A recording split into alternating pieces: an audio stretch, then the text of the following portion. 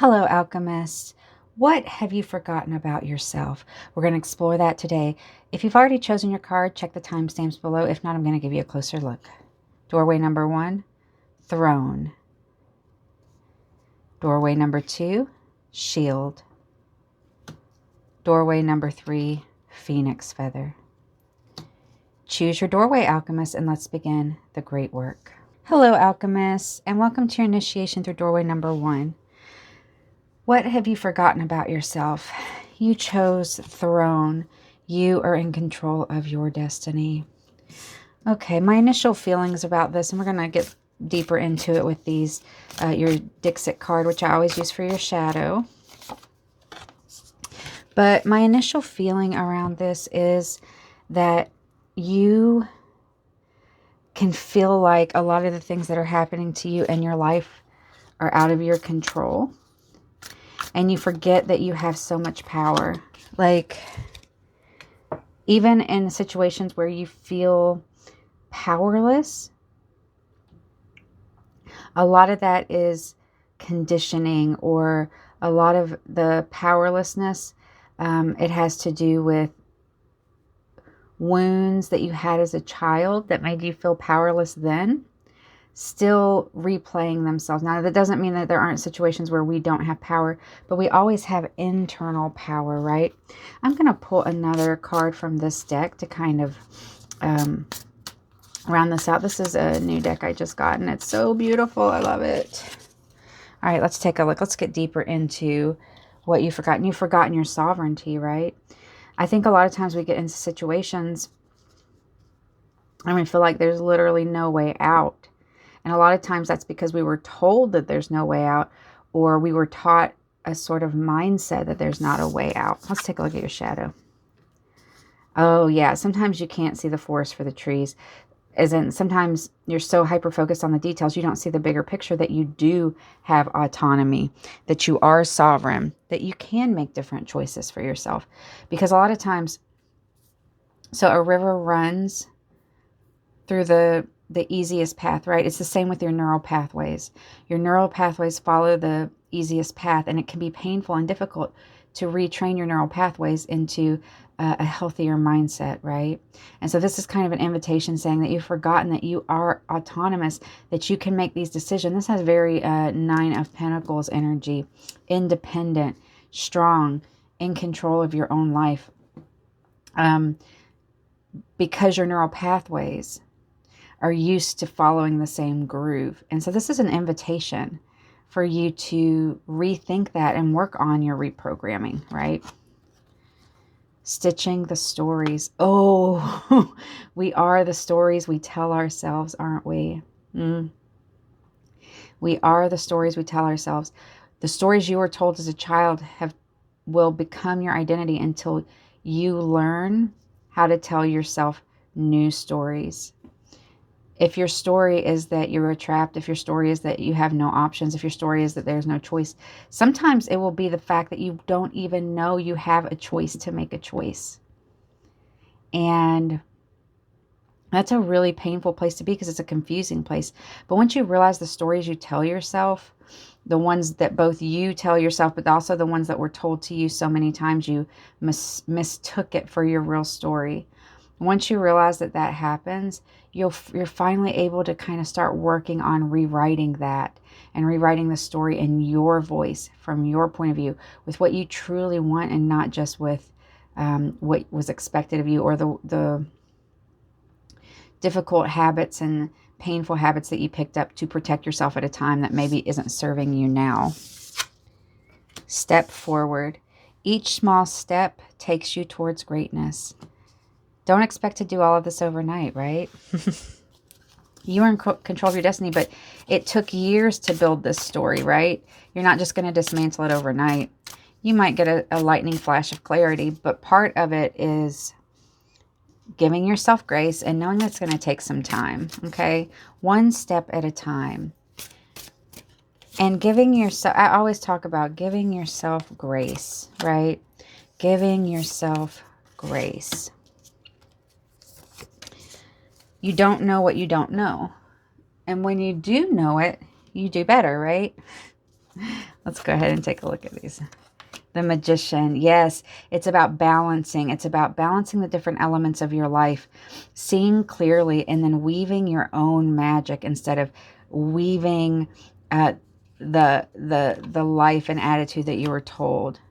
And it's about cutting through illusions, but being playful and gentle about it. You want to approach this with child mind, as they say in Buddhism, right? I was actually talking to my sibling earlier today, and we were talking about how we're taught to sort of like, how do I put this? We are taught certain things when we're young, and those things will direct our future. And Carl Jung says that they'll direct our future, and we will call it fate. And to move forward in life, we have to approach the issues we have with gentleness. We were talking about how when people make mistakes, they're punished because they're treated like they should know before they were taught. Like you pop out of the womb knowing all social niceties and social constructs and da-da-da-da-da. But those are taught things. Those are taught things that are taught. And so therefore, be gentle on yourself and do your best to remove yourself from this conditioning and mindset that a mistake makes you a bad person, and not even a mistake. It could just be that like you just haven't learned something yet. Like I know people who like start a new job and then people treat them like they're stupid for not understanding how it works. And it's like, how are you supposed to know until you teach me, right? So I think that's a big overarching kind of problem in a lot of societies. It's like people will treat other people like they're stupid when really we should be co-creating. We should be co-creating with gentle learning, with gentle, compassion. People take different times to learn. Some people might go into a new job and have experience, and some people may go into a new job and have never done that before, and just letting people learn, right? Alrighty. Aw. Here we have Temperance, talking about balance. So yeah, you might be the kind of person who, when you notice these kinds of things, you want to make big, drastic changes. Remember, slow, balanced movement, one step at a time, is the thing that's going to bring you the most success. Working, trial and error with gentleness. Like I was saying about, don't see what you don't know as some kind of character flaw in you. See what you don't know as an opportunity to get to learn something new and to expand yourself. That is where self-love is going to come in and make you feel so wonderful and put you back on your throne. Now we're going to pull a few cards from my own Cosmic Jester deck. It's kind of got some snarky trickster energy, but I love it. So let's go ahead and pull this for you.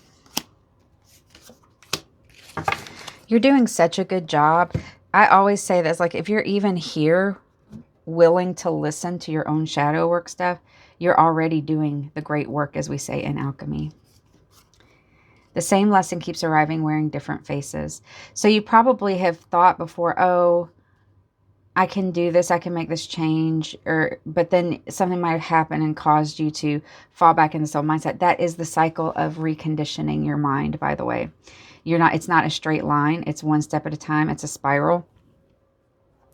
And it just takes so much compassion and love for yourself. The same lesson will keep coming until you learn it. Not because there's like maybe a specific, maybe there is a specific spiritual reason, but it's just kind of common sense, right? You're going to keep running into the same situation until you learn how to deal with it in a healthier way, right? A lot of times we get caught in this kind of energy about the stories because we're scared that if we do take autonomous sovereignty over a situation and then it fails, we don't have any external force to put the responsibility on. It's a huge responsibility to take that on ourselves, but it's also the only way you're going to feel whole and free, right? Go make your ancestors proud, except the horrible ones. Piss them the hell off. Yep.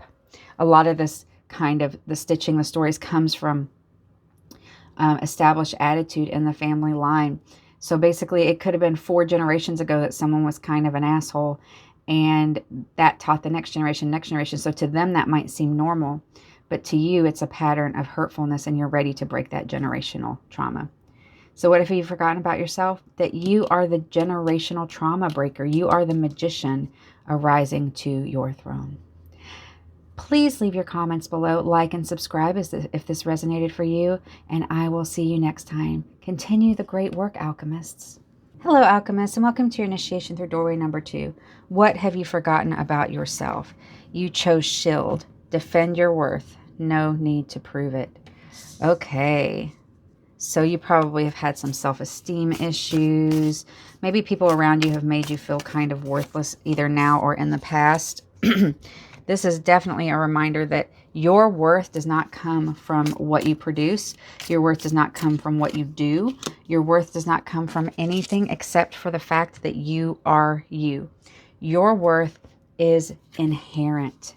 And it is okay to block out or guard yourself or set strong boundaries with people who make you forget that your worth, that you do not have to prove yourself in order to be worthy. We are just born onto this planet. We did not ask to be here. We did not, people have theories that we pre-planned it and stuff. Maybe we did, maybe we didn't. But as far as we know, we just woke up here. Why is it that we have to prove ourselves through productivity? Lions aren't doing that. Dragonflies aren't doing that. Why do we have to do that? No other creature pays to be on this planet. Why do we have to? The idea is that there's all these mechanisms and forces going on to keep our minds ensnared so that we don't see our value and worth, and therefore we fall into the trap of productivity and feed a system that exploits us excessively. So you definitely have, if you're in this pile and it's resonating, definitely working with a productivity wound. And that productivity wound is not just about what you can produce, but sort of like it can come in really subtle ways. And we'll look at your shadow card in just a second. It can come in really subtle ways, not just at work and stuff. It can come in ways like in relationships at home where you're like, if I don't do enough, I'm not proving to this person that I care. Or if I put down the load and let someone else pick it up, then they're going to abandon me. So see how all these kind of wounds can be really... they can overlap, right? They can influence each other. In your shadow card. Okay, so with this feeling, this is definitely a wound that was reinforced in your childhood by a parental or authority figure. And so basically, you probably were kind of told, whether directly or indirectly, that you weren't good enough if you didn't get good grades, or you weren't excelling in sports, or you didn't do this or that or the other, or you need to do more, or you could have done better, that kind of energy. I'm so sorry you went through that. Nobody deserves that. And I love this card for this because she doesn't look confident. She just looks like, I'm going to try this. Because this kind of conditioning when we're young, it makes us really scared. And that's okay, but she's still braving it no matter how scary it is, or how much she still feels like, oh, maybe I am worthless. Obviously, she's not. You're not. And I do a few things. I brought this up in other videos before, but basically, me and my friends, we do that thing where we say, like, we name the voice in our head that's not our own, that's telling us, you're ugly, you're stupid, you're mean. Those kinds of voices that are basically, they're not your voices, but maybe it was repeated to you, or sometimes it's not even told to you directly, but like situations will happen in such subtle ways that you will feel that way. You're treated like you're stupid or something. And so we all have our own little names, and whenever mine is Brittany, so like whenever I have something, like, shut up, Brittany. But I also do this thing where I say like thought forms or archons in the Gnostic tradition, where like there's supposed to be kind of these like entities or whatever that kind of feed off of you. And I always just say, ugh, an archon would say that. Hanging on to a dream. Okay. It feels like your dream was poisoned by productivity. Almost like you have the dream of creativity, but you're worried that the productivity wound will ruin the joy of it because it's happened before. And it might have been that you loved something specifically and somebody stole that joy by making it where you aren't, oh, you aren't the best. Oh, you could do better. Or that you feel like you have to monetize stuff that is just, you're just passionate about. And I think that's really important, that you have beautiful, wonderful hobbies and things you want to do. And you're not thinking, oh, I need to make money from this. Like stuff that you just do for its own sake that brings you joy.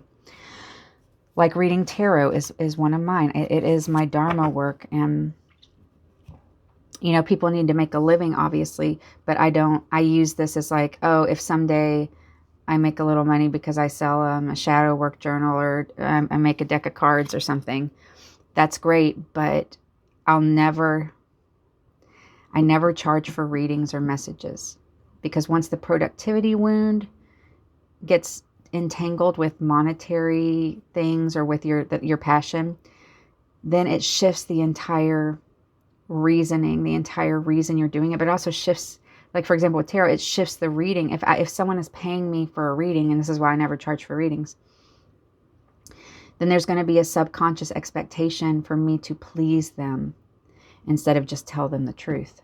And you can apply this to other things. I'm just using that as an example. River, flow with the changes, don't resist them. You know, a lot of times with these kind of wounds,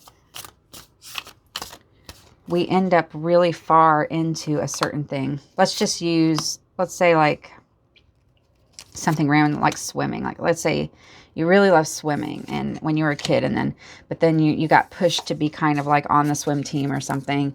And then it kind of just like lost its luster. And so maybe now you're still on a swim team or something, and you were pushed to go professional or whatever, and maybe you don't like it anymore because it lost its luster, it lost its fun, because it became something that was a chore instead of something that made you feel wonderful. It's okay to flow away into something else. Like it took me a long time to get through that, because I love jumping hobbies. Like I'm like, oh, I want to try stained glass. Oh, I want to try this. And I used to be like, why can't I just stick to one? You know what? Sometimes curiosity and learning is the hobby. And that's okay, you know. You got to go easy on yourself. All right, starting strong with the Knight of Wands, followed by the Queen of Wands. All right, Four of Cups. Magician also showed up, and Magician and Temperance showed up in doorway number 1. So if that resonated, if you retracted that card, please check out that pile. Okay, what I'm seeing here is growing from sort of rushing into things energy into empowerment energy. There's this feeling, once again, going back to this hanging on to a dream mixed with Four of Cups, of being disillusioned around a certain dream. And you're being invited to use balance to transmute this into something that brings you joy. And like I said, I think for a lot of you, it's going to be about taking the productivity wound away from something that you care deeply about. All right. So if there is something and someone has been like, oh, you could do better and stuff, you know what? I love to sing and I sing every day. I'm not a good singer, but guess what? That's not going to stop me. Because I can just sing for its own sake. And if someone says like, oh, well, you're a bad singer, well, guess what? I don't care. I'm not here to impress people with my singing. I'm here to sing because it brings me joy. And that goes back to that productivity when culturally, which is that arts, entertainment, that kind of thing is the reward you get for doing hard work. No.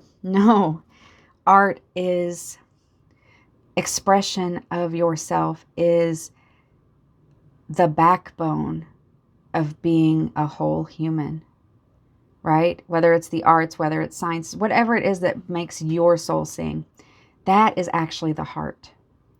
Productivity, that's you know,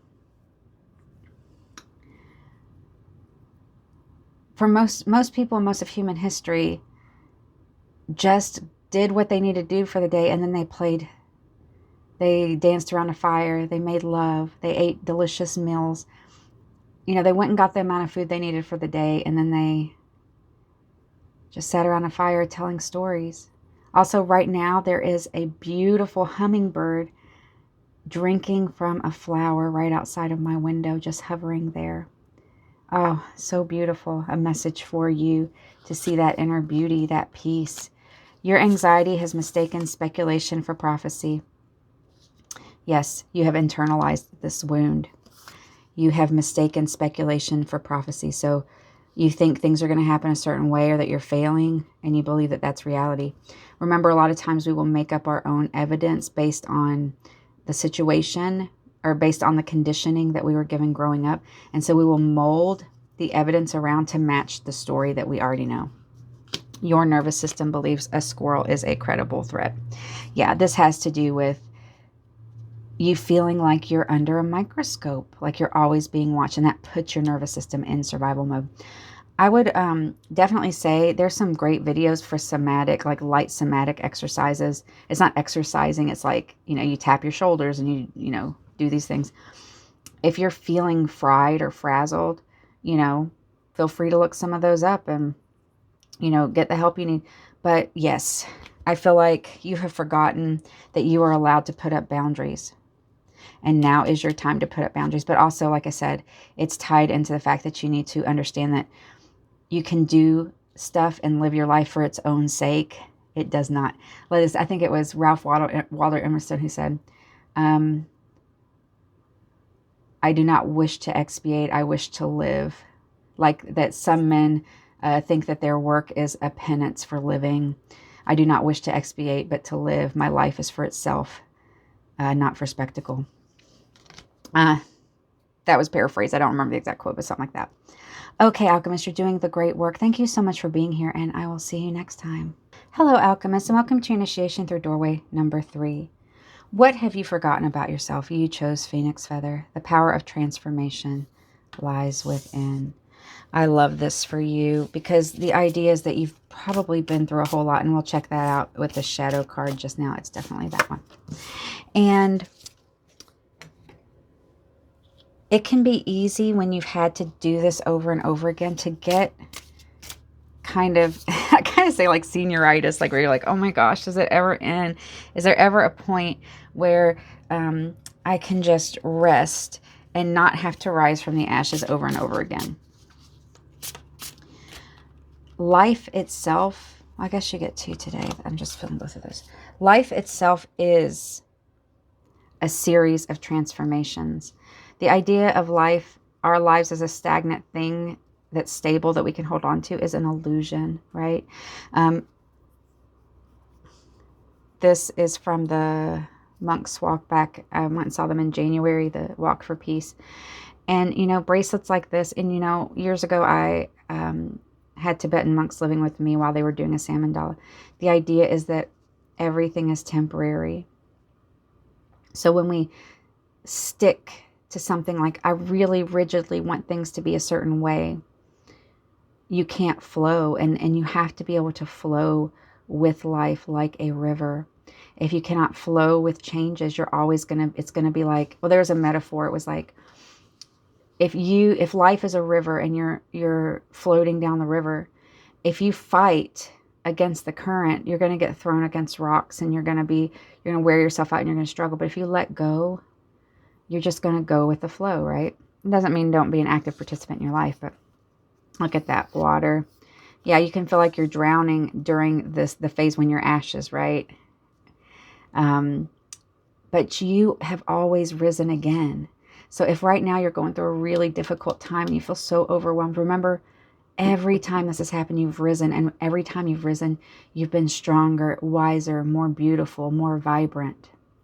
And that's not going to change suddenly. Every time you're going to come back stronger. This was in doorway number... these doorways are tied really close together. This was in doorway number 2. And doorway number 2 is about not letting your dream be corrupted. In this doorway, it's about understanding that your dreams are going to evolve, and that's okay. It's about saying, I can let go even of a dream that I had in the past if it's not serving who I am now, and I can make way for new dreams that align with me more. Because you're not the same person you were 6 months ago, 1 year ago, especially not 5 years ago or 10 years ago. Once again, the idea that we're supposed to be stagnant in our identity. No, a person who's stagnant in their identity is unhealthy, right? People need to be able to grow and change. I don't want to be the same person I was 5 years ago, because that means I'm not growing, right? Flame. Your passion lights the way forward. Look at this juxtaposition, going from feeling like you're drowning to the flame. Look at this, flame, phoenix feather. The flame burns you up and then you rise from it. But the idea here is, how can you start holding the flame rather than getting burned by it, right? So that you can maintain your wholeness instead of having to go through these violent cycles of metaphorical death and rebirth. We all go through that, but we can also learn to go with the flow and hold the flame so that it becomes sort of a journey. I have this poem I wrote, and it says something along the lines of like, my heart is a burning flame lit by flowing water. And the idea is that your heart should always be on fire for life. But this living water that flows through us from the divine should keep your fire alight. It shouldn't drown you, but it also balances the fire so that you don't burn to ash, right? Ocean, you are deep, fast, and full of light. Look at this. How can you transmute the drowning feeling into, this is vastness, this is beauty, this is wholeness. And look what I just said. The flame lit by flowing water. Heck yes. You're so empowered. And I know that you already know that you are on a very powerful spiritual trajectory. Lord, I can't talk today. King of Pentacles. Page of Swords in that same position earlier. 10 of Pentacles. 7 of Swords. And 8 of Pentacles, rounding it off, giving us a little bit of insight into basically the 7 of Wands is telling me, especially along with the Page of Swords, this idea of you were taught in childhood that everything had to be so catastrophic in order for things to change. But you're learning a gentler way of trying a little bit and experimenting. You're becoming into mastery. Look at this. Pentacles, Pentacles, mastery. But also this leads to abundance in your life, because once you have abundance in your heart, in your soul, that transmutes into your life as well. I'm feeling such a beautiful energy from you as you're transmuting from this energy to this energy. And I'm so proud of all the work you're doing. And you should be proud of yourself too. So I'm going to pull a few cards from my own Cosmic Jester deck. Used to be on index cards, but I moved it over finally. This is kind of trickster energy. So let's go ahead and see what it has to say. Some people are operating with the emotional intelligence of a decorative gourd, and you are taking them seriously. I feel like you've probably been burned down a few times by taking things at face value. So like people will tell you things and you'll just believe them, or you'll think that you are overthinking it. Once again, in the ocean, when you're thinking of, say, like Scorpio or any kind of water energy, the idea is that you might see a calm surface of the water, but underneath is all this roiling emotions, right? And so you're thinking, oh, I see that this person is going through a lot, or things like that. And so you take them seriously when maybe they're just acting out on you, but it can bring you down. It can destroy your dreams. It can burn you out. Are they really all that special, or did you tell yourself that so much that it felt true? This, I'm getting a feeling, a twofold feeling. For some of you guys, you were really, really burnt out because of specific relationship patterns that repeated. But for some of you, it had to be like there was maybe someone during your formative years who you really looked up to, who you had turned into sort of a mythological creature, a mythological hero. And maybe they taught you things that maybe weren't that great, and maybe you don't want to let go of those teachings because it feels like you're letting go of that person, or you're letting go of the feeling of them being your hero, and that meant a lot to you at some time. It's time to be your own hero, right? Hold that flame. Continue the great work, alchemists. Thank you so much for being here, and I will see you next time. You're doing a wonderful job.